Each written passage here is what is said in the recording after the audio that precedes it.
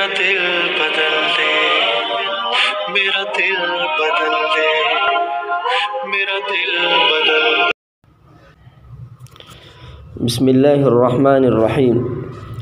किताबुल मसाइल सबक नंबर 1। सय्यदना हज़रत इस्माइल अलैहिस्सलाम ही ज़बीउल्लाह हैं। अहले तहक़ीक़ हज़रात मुफ़स्सिरीन की राय ये है कि हज़रत इस्माइल अला नबीना व अलैहिस्सलाम ही ज़बीउल्लाह थे और उन्हीं की याद में क़ुरबानी का हुक्म उम्मत मुहम्मदिया को दिया गया है। और तफ़सीर की बाज़ रिवायत में हज़रत इब्राहीम अलैहिस्सलाम के दूसरे साहबज़ादे सय्यदना हज़रत इसहाक़ अला नबीना अलैहिस्सलाम के ज़बीउल्लाह होने की जो बात लिखी गई है, मुहक्किकीन उलमा ने उसे कबूल नहीं किया, क्योंकि न सिर्फ़ कुरान के उसलूब बल्कि मौजूदा तौरेत की इबारात से भी इसकी नफ़ी होती है। और मुफस्सिरीन ने लिखा है कि दरअसल यहूदियों ने रिवायती तासुब का सबूत देते हुए ज़बीउल्लाह होने की शराफ़त अपने मोरीस आला सय्यदना हज़रत इसहाक़ अलैहिस्सलाम की तरफ मंसूब करने की कोशिश की है।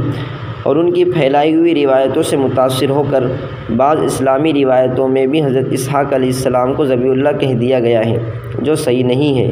वाक़िया ये है कि ज़बीउल्लाह हज़रत इस्माइल अलैहिस्सलाम ही थे और इसकी तायीद दर्ज झैल शवाहिद से होती है। अलिफ़, कुरान पाक में जहाँ हज़रत इस्माइल अलैहिस्सलाम की बशारत मज़कूर है, वहाँ उनकी सिफ़त हलीम बयान की गई है, जबकि हज़रत इसहाक़ अलैहिस्सलाम के लिए जो बशारत दी गई है उसमें अलीम का लफ्ज़ आया है।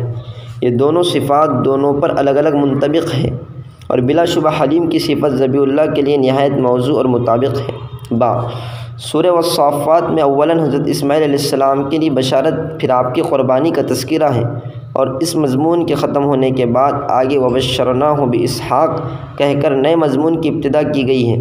ये इस बात की खुली दलील है कि पहली बशारत अलग थी और दूसरी बशारत अलग है। जी, ज़बह क़ुरबानी का वाक़या बिल-इत्तिफ़ाक़ मक्का मुअज़्ज़मा में पेश आया और यहाँ हज़रत इस्माइल अलैहिस्सलाम ही मुक़ीम थे, न कि हज़रत इसहाक़ अलैहिस्सलाम।